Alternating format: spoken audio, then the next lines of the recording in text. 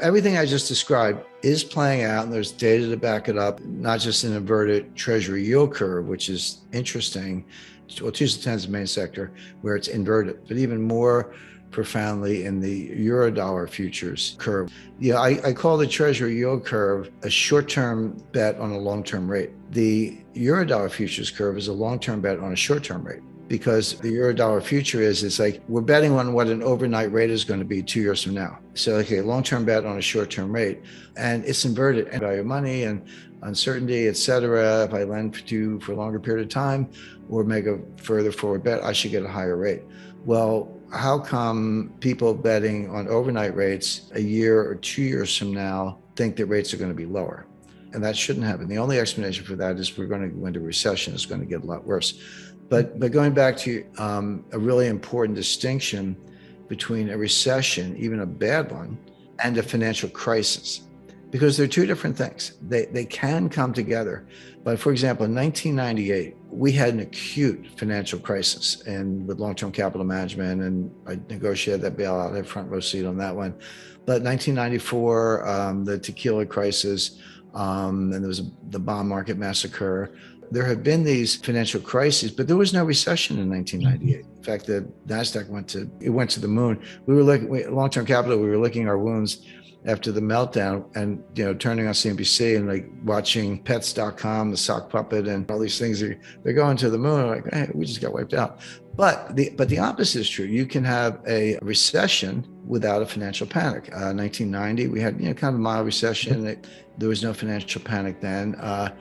2020 was interesting. I don't know what to call it. I mean, technically a recession, but the economy drops 31% annualized. And they say 2 quarters, first and second quarter of 2020, but it was really 2 months. I mean, if you break it down, it was March and April. They happened to fall in 2 quarters and took both quarters negative, but it was really 2 months, down 31% in annualized in 2 months, and then up 35% by the third quarter. I mean, that was crazy. So maybe that's technically a recession. That's just what happens when you shut down the economy. But there was not a financial panic. Stock market fell, but the banks didn't fail. Nobody's lined up to take the money out of Citibank, et cetera.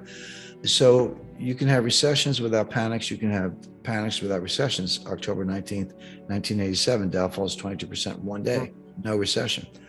But sometimes they do go together. In 2008, they did. We had both. We had an honest to goodness financial panic. Everyone knows, Bear Stearns, Fannie Mae, Freddie Mac, Lehman, AIG. But I can tell you, and I've spoken to a lot of people, Morgan Stanley was days away. And then Goldman would have been behind that, probably Citi, and maybe JP Morgan would have been the last one.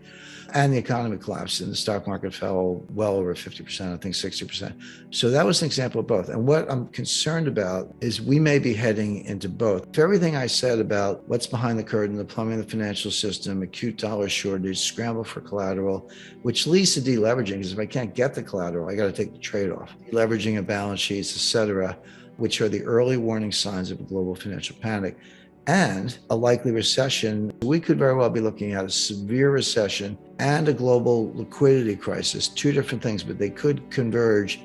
Got to give a little credit to Robert Shiller. He wrote a great book called Narrative Economics. Now, narrative is just a fancy word for a story. It's like, okay, you can call it a narrative, and it means a lot of people buy into it, but it just means there's a story that people believe.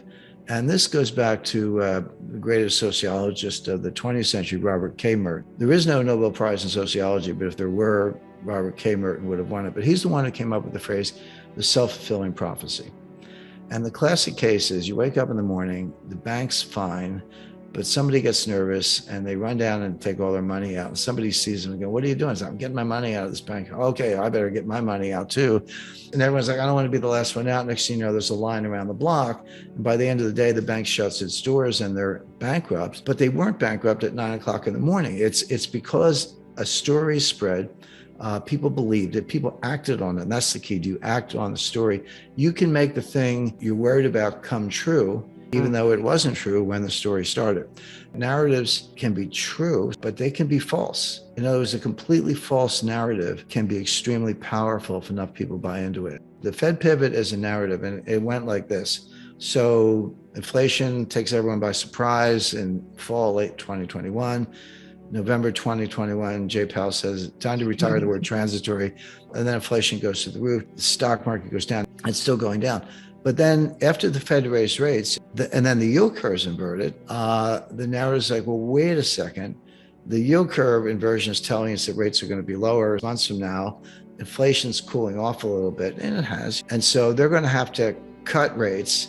That was the pivot. And rate cuts are good for stocks, so buy stocks. But then we get this rally, and the stock market's, recovering a lot of this, not all the lost ground, by the way, but a lot of it, all based on the Fed pivot narrative, which I never bought into. I mean, you don't want to stand in front of a moving train. I wasn't going to short the S&P.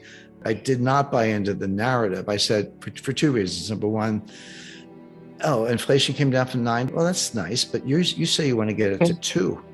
You're a long way from 2. And how much demand destruction, how many rate hikes, how much do you have to do to really destroy the economy to get inflation down to 2? The answer is a lot.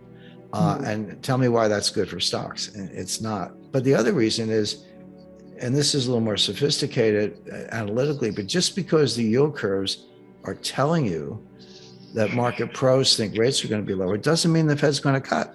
That is the message, but it doesn't mean the Fed's going to get the message. How many times does the Fed get things right? The answer is never. The buy the dips crowd have not gone away. They're still around. I'll say talking heads, I guess I'm one, but the cheerleaders, I'll put it that way.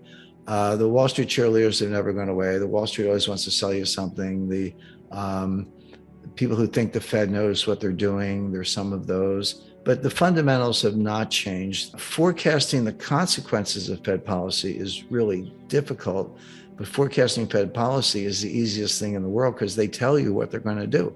But the hard part is what's going to happen as a result of that. And the Fed's thinking maybe hard landing, but not too bumpy. And I'm thinking more like a plane crash.